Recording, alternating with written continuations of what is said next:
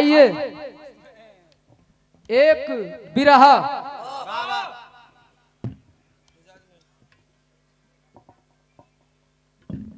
और बहुत सौ रुपए का पुरस्कार रिंकू सोनकर पहाड़ी की धरती से और साल में एक बार बिरहा भी करावेलन। नया साल के हमारा और रानी सोनकर जी का बिरहा भी रहल, बड़ा सम्मान मिलला। और एक बार फिर बिरहा है 1 जनवरी के रिंकू भाई की तरफ से बहुत सौ रुपए का पुरस्कार। चलो में नमस्कार बा प्रणाम बस सब भैया बाबू लोगों के पहल गए है। आइए एक बिरहा भक्ति रस और हमके आशा ना पूरा विश्वास आप लोगों के पसंद आई। और बिरहा में एक संदेश, बिरहा में एक नई खोज। आवा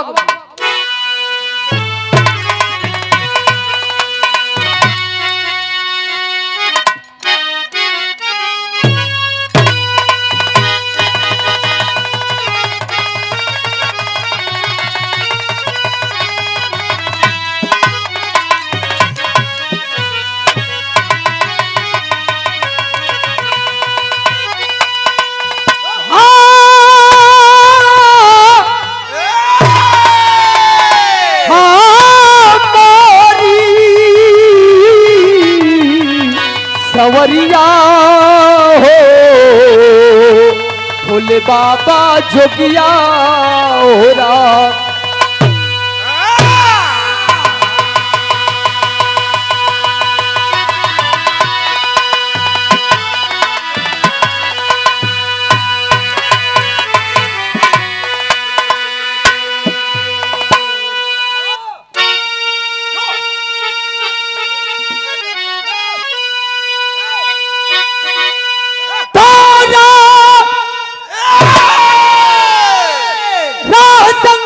का जो पकड़ कर चला जीतता है वही जंग मैदान में। दान यो धर्म सबसे बड़ा कर्म है। आज दिखता नहीं कोई इंसान में। दान खातिर सदा जो समर्पित रहा ऐसा राजा बलिदान दिलदार था। जिसके दौरे से भूखा न आया कोई चंद्रिका से रिकाया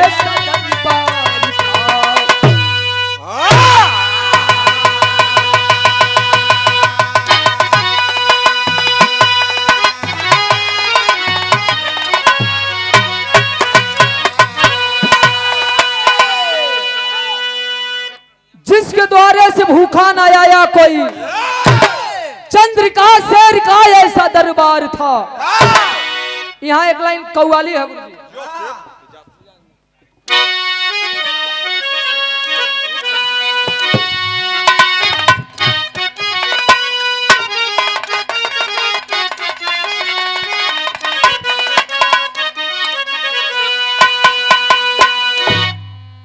वह कव्वाली है।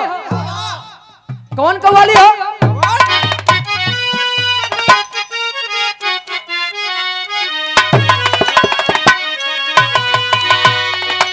काबे में अरे तेरा जलवा काशी में नजारा जियो।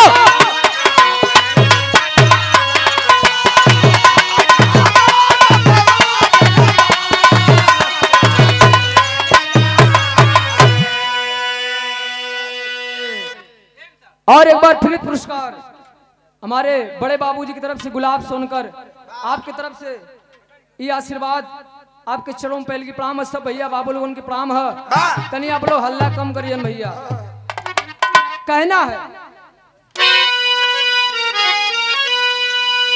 तो काबे में तेरा जलवा अरे काशी में नजारा हमें ये भी अरे प्यारा है, हमें वो भी तो प्यारा है।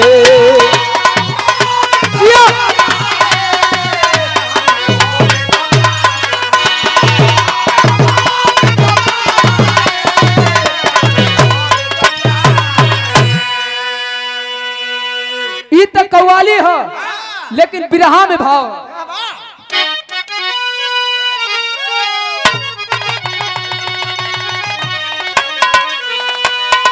तो पानी जिस और मिले रंग पे वैसा ही दिखाता है।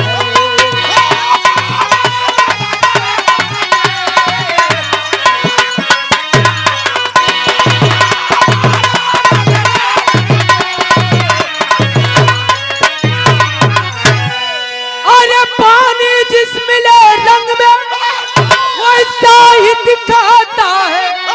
जीवन जिस पले ढंग में वैसा ही सिखाता है।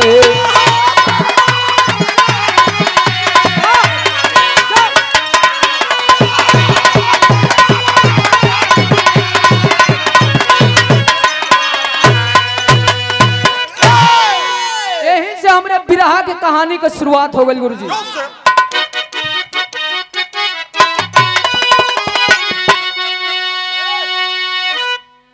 जौहरी सर का लाइन है। जौहरी सर दो प्रकार का होला। एगो जौहरी सर स्वर्गीय रामदेव गुरु गाँव है और वही के बदल के स्वर्गीय बुल्लू गुरुजी अलग अंदाज में गाँव है। कैसे गाँव है गुरुजी?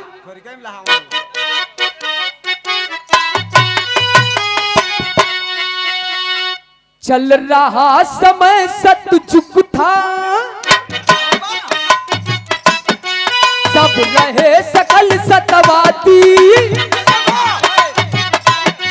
एक रोज रमापति विष्णु के मन में इच्छा जागी, लूंगा मैं परीक्षा जाके पन्ना जाके राजधानी, अपनी माया के आगे कर दूंगा पानी पानी। ब्राह्मण का भेष पकड़ कर कदबावन इंच बनाए, अरे आए राजा द्वारे विष्णु जयकारी लगाए। ए भैया आप लोग कहानी की समझ ला। सतयुग का समय है, सतयुग काल का ये कहानी है। सतयुग समय का, सतयुग में एक राजा था जिसका नाम बताया गया राजा बलि। राजा बलि हरदोई का रहने वाला राजा था। बहुत दानी राजा था। इतना दानी राजा था, इतना दानी था कि उसके दरवाजे पर कोई भी अगर जाता था तो बिना कुछ लिए वापस वहां से नहीं जाता था। जो जो जो जो मांगता था उसको सब वो देते थे राजा। एक दिन भगवान विष्णु बैकुंठ लोक से सोचलन कि ऐसन कौन राजा है कि एकरे दरवाजे पर जे जाला ओके वापस कबो खाली हाथ ना भेजेला। ऐसा ही अगर इसका हाल रहा ये तो इंद्रलोक पर कब्जा कर लेगा, फिर हम देवता का क्या होगा। एक बार भगवान विष्णु के मन में इच्छा जागल है। भैया तो नहीं शांति रहा यार, कहानी पर अगर ना ध्यान देबा तो कहानी कहां से कहां जाई कोनो पता ना चली। ए भैया भगवान विष्णु के मन में इच्छा जागल कि चल के हम राजा बलि का परीक्षा लेंगे। ए भैया परीक्षा लेवे बदे भगवान विष्णु रूप अपन चेंज करके ब्राह्मण का भेष पकड़ के धरती लोक पर अलन है। धरती लोक पर आके राजा बलि के गीत बदल गई।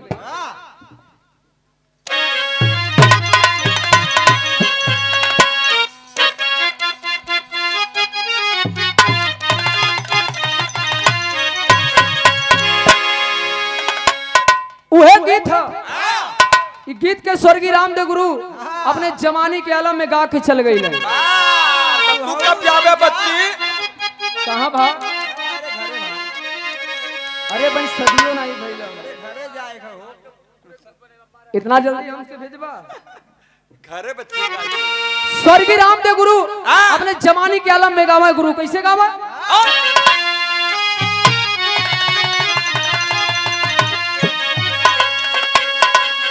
हमारी पायजे हमारे पायजे पर राजा ही राज चढ़ाएगा। क्या बात है?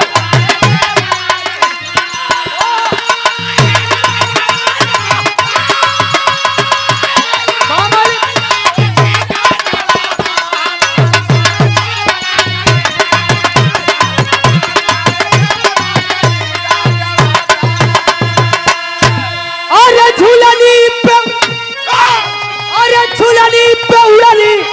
जहाजिया लगादा हमारे पायज बुरूद हीरू चुरूद। ई त गीत रहल, लेकिन भाव है विरह में जब विष्णु भगवान अपन भेष चेंज करके ब्राह्मण का भेष पकड़ के जब राजा बलि के महल के पास जब गइलन तब भइल का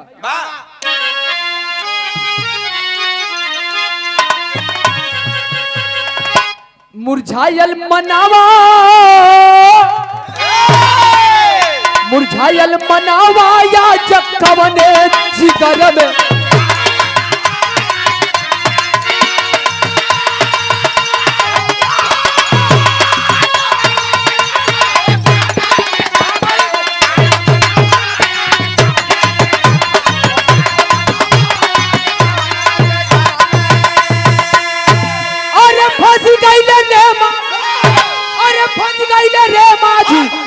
के भवन में मुरझायल मनावाया जगवना चिगुर। ए भैया जब विष्णु भगवान महल के अंदर गइलन हा राजा का दरबार सजल बा। जैसे आप लोग बैठ के बिरहा सुनत हुआ वैसे ही राजा बलि के दरबार में प्रजा की लाइन लगी है, प्रजा सब बैठे हैं राजा की बात सुन रहे हैं। वही समय भगवान विष्णु जब गइलन महल के अंदर तो राजा की बोले कि जय हो, राजा की जय हो। राजा का जयकार करने लगे। राजा देखा कि ये कौन है कि जो मेरा इतना जयकारा लगा रहा है, आखिर है कौन? राजा बलि विष्णु भगवान के ब्राह्मण के भेष में जो हवन बुला लेलन कि अय ब्राह्मण देवता, आप कौन हो? आप कौन हो? आप कहां से आए हो? आपको क्या चाहिए?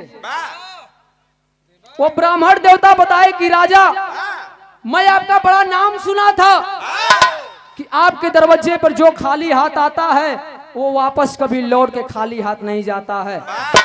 जो मांगता है उसको आप देते हैं। वैसे ही हम एक लालसा लेके ए भैया एक पग में ब्राह्मण देवता पूरा धरती नाप ले हल। अरे तो स्वयं भगवान सृष्टि की रचना करने वाले ब्रह्मा स्वयं भेष बदल कर एक पग में जब पूरा धरती और आई गई, दूसरे पग में पताल लोक नाप ले हल। तो बचल का तीसर का पग से जब पारी आई राजा का लेवे का, तो ब्राह्मण देवता बोलन कि हे राजा, आए राजा, तुमने मुझे वादा किया था देने के लिए, 2 पग तो तुम्हारा हम नाप लिए हैं, अब एक पैर अपना अगला पग कहां रखें? राजा देखा कि अरे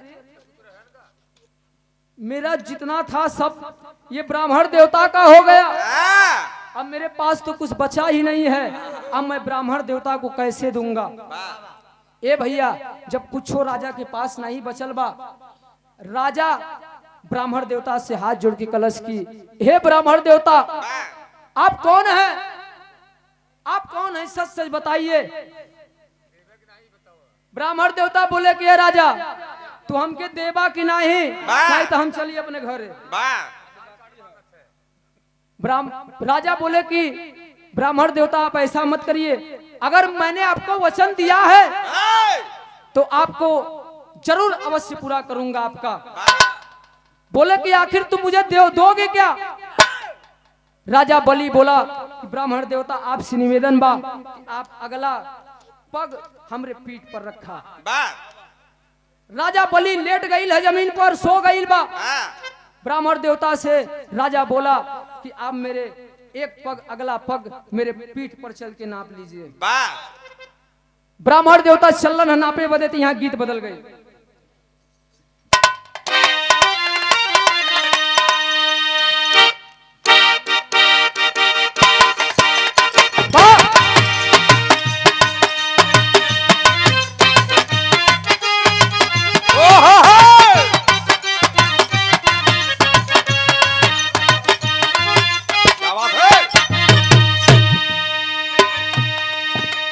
आरती देखा, ये गीत बड़ा पुरान बा।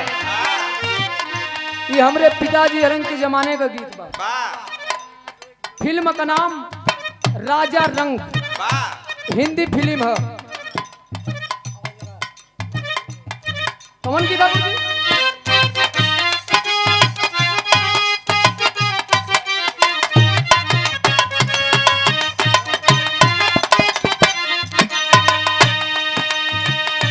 मेरा नाम राजा बलि, मेरा नाम है चमेली, मैं हूँ मालन या लबेली, चली आई हूँ अकेली बीकानेर से।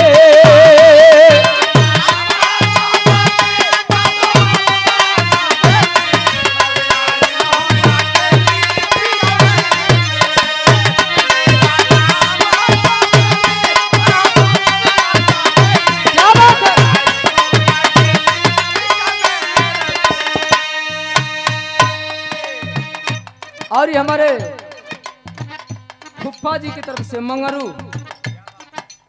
फुफ्फा जी की तरफ से आशीर्वाद हमरे बदे। चरणों में पहले की प्रणाम, सब भैया बाबू लोगों को नमस्कार प्रणाम है। भाव है विरहा में। राजा बलि बोला कि आप मुझे ऐसा वैसा राजा समझते हैं, मेरा नाम इतना दूर तक फैला है, आप क्या समझते हैं? मेरी बात सुनिए। मेरा नाम राजा बलि, मेरे मुंह से निकली बोली, झोली खाली नहीं जाए ये भीड़ के।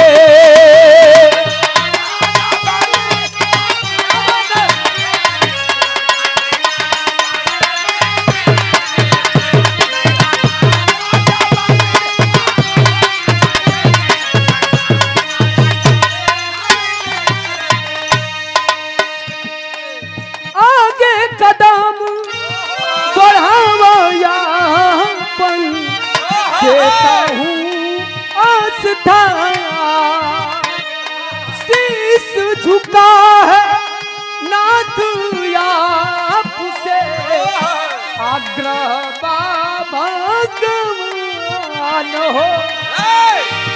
भले प्राण जाए चली, भले वचन न जाए खाली, झोली खाली नहीं जाए ये कठिन के हो।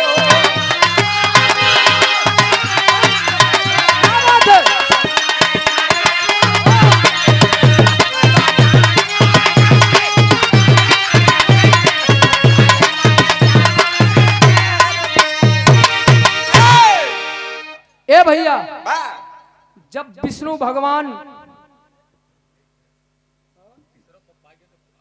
जब तीसरा पग जब राजा बलि के ऊपर पीठ नपनल है, 3 पग पूरा भइल बा। ए हर ब्राह्मण देवता बोले कि राजा, आज से तुम्हारा जितना सब कुछ था, धन दौलत जगह जमीन, आज के बाद सब हमार हो गल। राजा बोला कि महाराज सब कुछ आपका बा, आपे का सब कुछ बा, आप ले ले ही। राजा बोले कि आखिर तुम कहाँ रहोगे? आज से तो ये मेरा सब कुछ हो गया।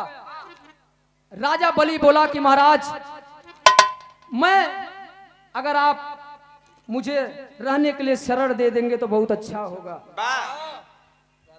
तब जाके वो ब्राह्मण देवता बोले कि वाह रे राजा बलि, जितना मैं तुम्हारा नाम सुना था वाकई में तुम राजा बलिदानी राजा राजा हो। वाह मैं जो सुना था वह सच सुना था। आज आके तुम्हारी ये परीक्षा ले रहा था मैं, तुम अपने परीक्षा में पास हो गए। तब वो राजा एक दिमाग लगाया। राजा दिमाग क्या लगाया? राजा दिमाग लगाया, बोला कि भगवान हम पहले से जानत रहे। वो ब्राह्मण देवता जब बोले कि तुम अपने परीक्षा में सफल हो गए, तब भगवान अपने असली साक्षात रूप में आ गईलन। जब अपने असली रूप में अलन है, तब वो राजा बोला कि भगवान भगवान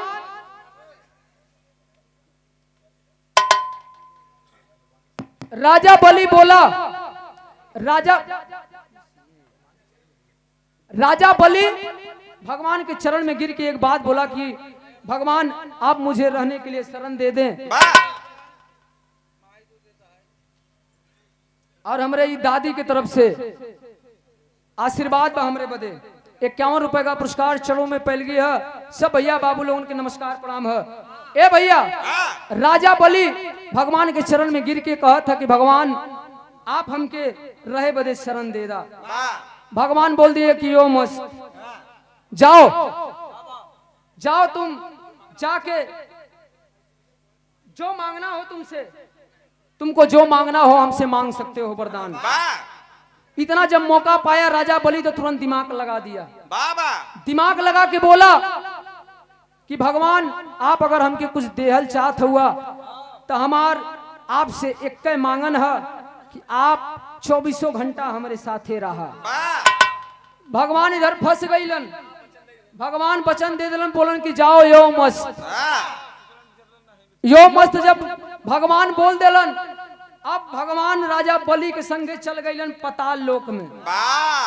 पताल लोक में जब गईलन है, पताल लोक में जाके भगवान का ड्यूटी कमन लगल। राजा बलि के दरबार में जाके भगवान 24 घंटा पहरा देवे लगल, पहरेदारी करने लगे। जब पहरेदारी करने लगे तो यार माई लक्ष्मी बैकुंठ लोक में बड़ा परेशान है कि हमार भगवान बड़ा दिन हो गल गईले, अब वहीं तक भगवान का कोनो पता नहीं चलल कि भगवान कहाँ हुवन। एक दिन बड़ा चिंतित होके रोवत है यहाँ टेरी का भाव।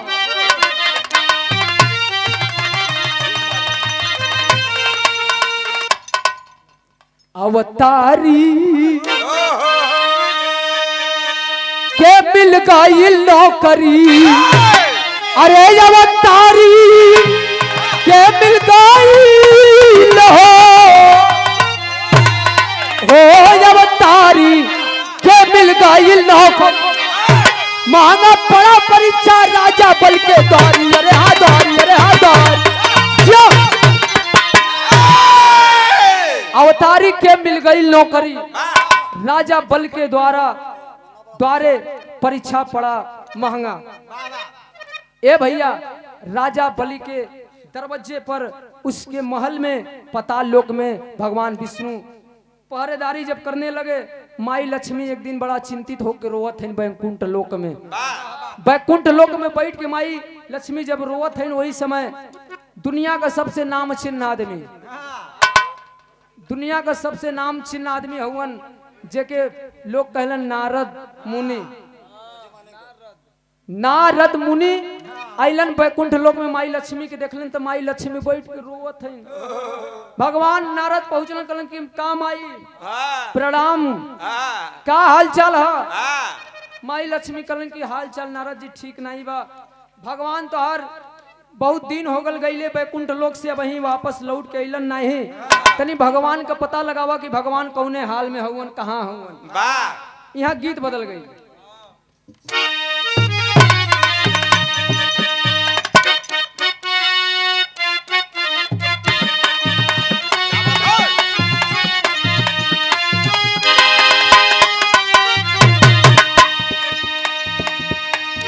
ये गीत स्वर्गीय राम कैलाश दद्दा बड़ा मचल के गाँव। अरे बसू बसू बुझू बसऊ बसिया बजावई अमऊ बौरी बौरी आवई जियरा टोली टोली जा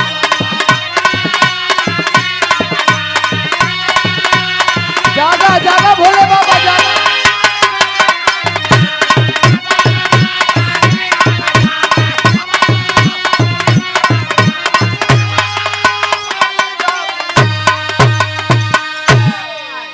एक लाइन और गावा तब बूढ़ऊ बूढ़ा जुगावई वैसे भाई हम बुढ़ाल ना है राम कैलाश दत्ता गाँव है। अरे बूढ़ावा बूढ़ा की जगावई बूढ़ा अंगूठा दिखावई जियरा टोली टोली जा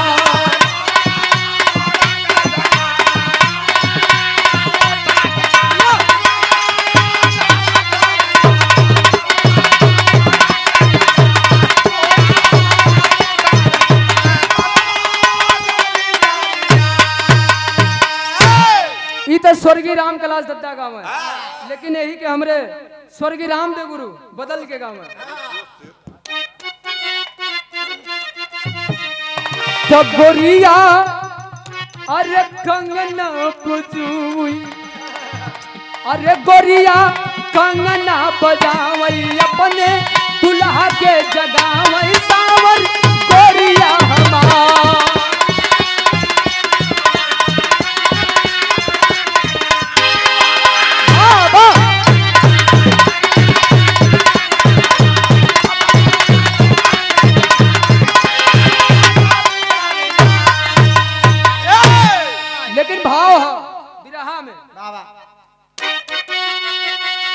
अरे एक दिन क्षीर सिंधुनु एक दिन क्षीर सिंधु नारद पहुँचे पीड़ा तून नारद लक्ष्मी लालिन उदार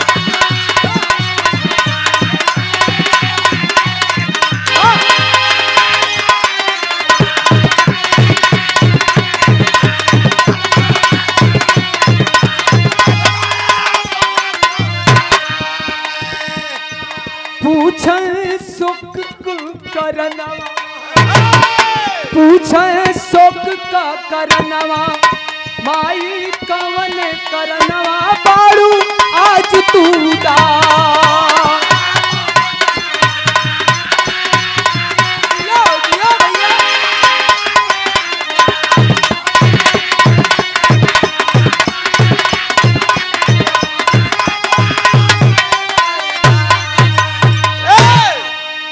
ए भैया नारद भगवान गईलन पता लगावे पता लगा के अइलन माई लक्ष्मी के पास कलन की माई पता लग गई भगवान का भगवान राजा बलि के संगे पताल लोक में राजा बलि के संगे 24 घंटा लगल हुआ राजा बलि के पहरेदारी करत हुआ जाके उनके महल के बाहर गेट के पास वॉचमैनिंग का ड्यूटी करत हुआ भगवान नारद भगवान माई जब लक्ष्मी के बतौलन तो माई लक्ष्मी कलन की ए नारद जी कौनो उपाय बतावा भगवान के बैकुंठ लोक में लियावे का नारद भगवान बतौलन कि माई उपाय तो है लेकिन उपाय तो ही कर लेबू दूसरे के बस का नहीं बाकी भगवान के बैकुंठ लोक में बुला ले माई लक्ष्मी बतौलन कि नारद भगवान जल्दी बतावा हमके का करे के होई भगवान के लिए आवे बदे यहाँ आल्हा का भाव है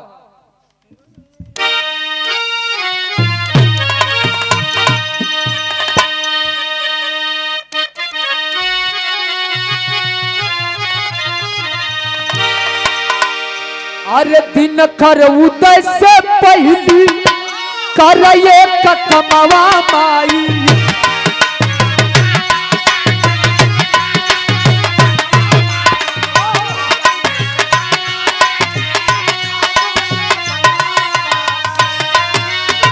अरे बैकुंठ लोकवा का सज के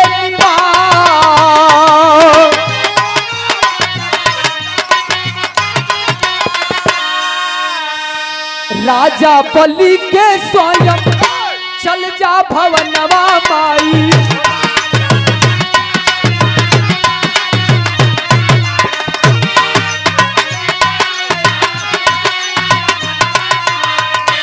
रूपवा साधारण कौनो भाई करके था।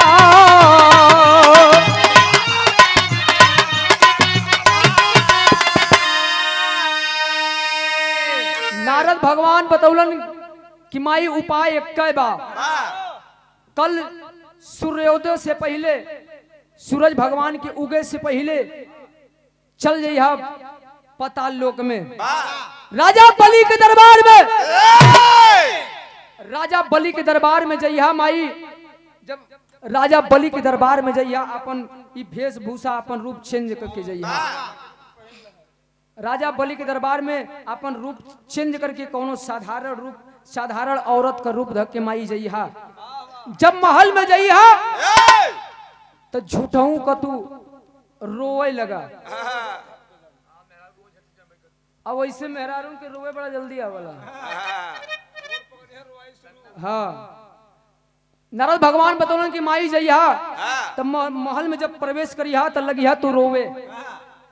माई लक्ष्मी गईलिन हा राजा बलि के दरबार में, पाताल लोक में जब गईलिन हा तो जब महल में प्रवेश कैलिन माई लक्ष्मी तो रोवे लगलिन। तो भाई का है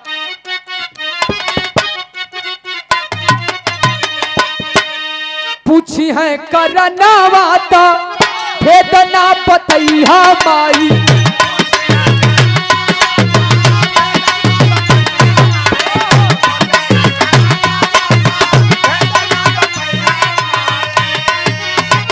अरे जोर जोर झूठहू का रोया नया।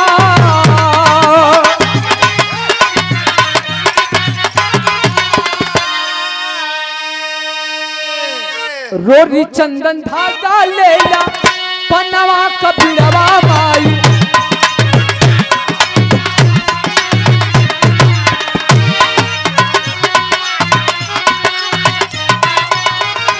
राखी बांध बनवा को पूरा कराया।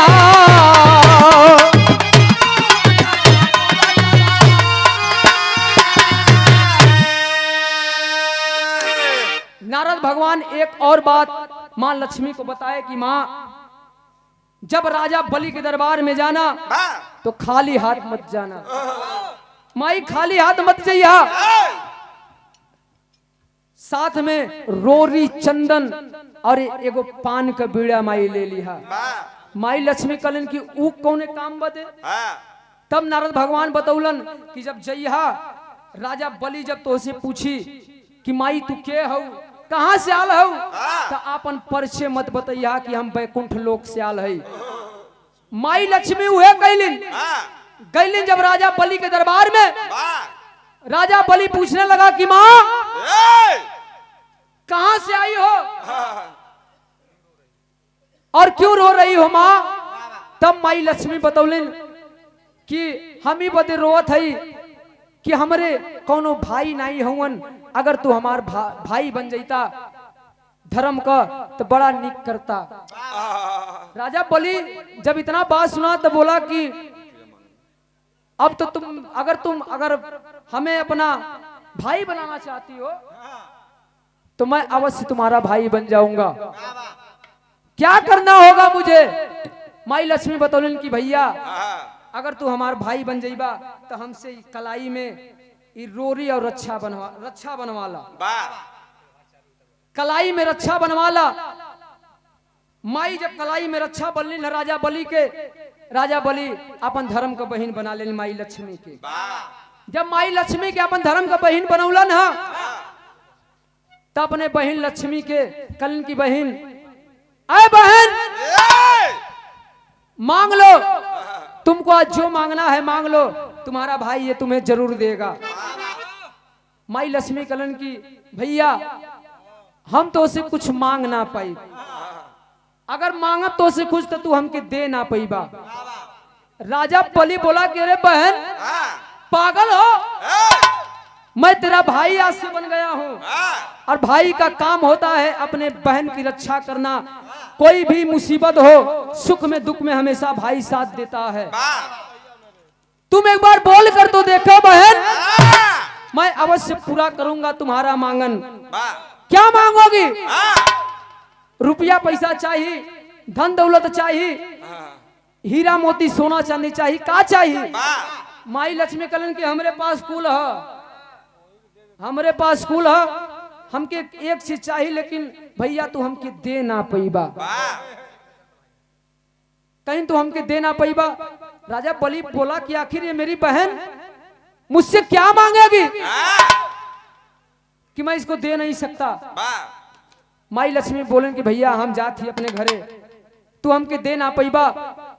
राजा बलि बोला कि बहन एक बार मांग कर तो देखो, मैं अपना करेजा तुम्हें काट कर दे दूंगा बहन। तब माई लक्ष्मी कहें कि भैया अगर हमके देवे के चाहत हुआ तू तो हमार जवन तोहरे दरबार में पहरेदारी करत हवन, वो कोई और नहीं हमरे मांग का सिंदूर हवन, हमार भगवान हमार स्वामी हवन। ये नहीं कि हमके दे दा भैया, ये नहीं कि लेके हम चल जाए और हमके कुछ ना चाहिए। जब इतना बात राजा बलि सुना तो बोला कि बारे बहन क्या मांग ली तुम, इसके बदले में तुमको और कुछ मांगती, हीरा मोती जवाहरात मांगती तो मैं तुमको दे देता, लेकिन तुम क्या मांग ली? लेकिन अगर बहन मांग ली हो तो मेरा नाम राजा बलि है, मेरे दरवाजे पे जो आता है खाली कभी लौट कर नहीं गया है। अगर तुम मांगी हो तो तुम्हें अवश्य दूंगा। ए भैया राजा बलि बोला कि आखिर मैं विश्वास कैसे करूं कि ये तुम्हारे पति हैं। माई लक्ष्मी गईलिन है अपने स्वामी अपने भगवान के पास, जब गईलिन तो अपने असली रूप में आ गईलिन। असली रूप में जब आ गईलिन तब भगवान अपने लक्ष्मी के अपने पहचान लेने बोलन कि हमार की देवी है और हम इनके साथे जाए के चाहते हैं। हमके राजा आज से तू छुट्टी पर छोड़ दा, हम जाइए अपने बैकुंठ लोक में, जाके वहीं तपस्या हम करी। यहाँ हम का करब तार कबले नौकरी कर, यहाँ खड़ी का भाव।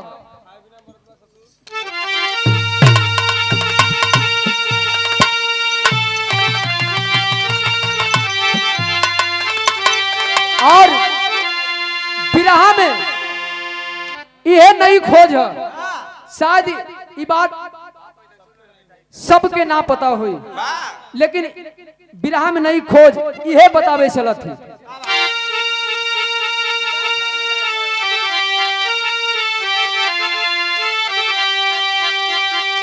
अरे उपहार में पवली अपन बहिन सजनवा बहिन बिरनवा से,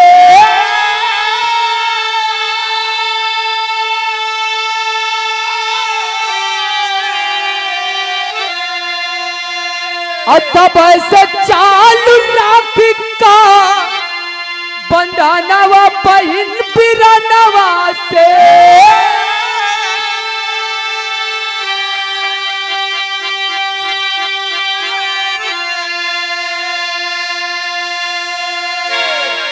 ए भैया वही दिन से जवन रक्षाबंधन का जैसे भी त्योहार बीतल बा, रक्षाबंधन का त्योहार इससे बहन लोग अपने भाई का अर्ध दुआएं बढ़ावे बदे वही दिन से राखी बंधन का त्योहार शुरुआत हो गई।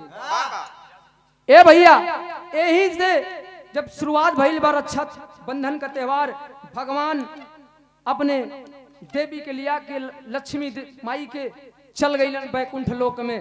तो कहना है तब विष्णु और लक्ष्मी बैकुंठवा में आए, देवता गगनवा से फूल बरसाए। अरे धन्य हो राजा का खंदनवा बहिन बिरनवा से।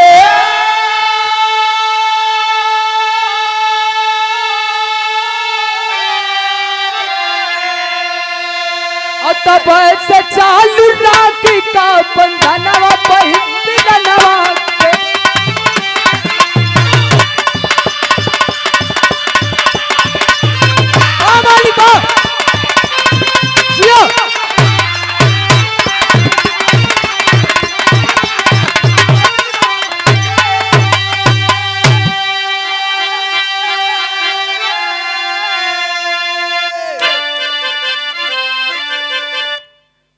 और ये भाव पर हमारे बड़े बाबूजी की तरफ से कई बार पुरस्कार मिला। आशीर्वाद ये अपने बेटवा बदे चलो में पहले की प्रणाम है सब भैया बाबू लोगन के,